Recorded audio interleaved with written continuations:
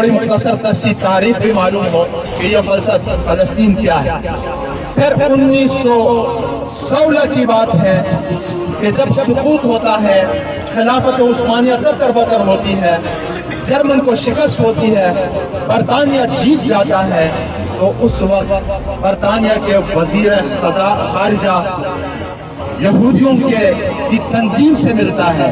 اور ان سے فنڈ لیتا ہے، ان سے پیسہ لیتا ہے اور ان کو یہ وعدہ کرتا ہے کہ ہم فلسطین میں آپ کو بسائیں گے۔ چنانچہ فلسطین کے باشندے ہیں، ان یہودیوں کو باہر سے بلوا کر وہاں 3% جگہ دی اور 1948 میں انہوں نے ریاست کا اعلان کیا۔ 3% جگہ آ کر چلتے چلتے یہ 98-97% تک پہنچ گئے اور 1968 میں انہوں نے مسجد اقصی پر قبضہ کیا اور آس پاس کے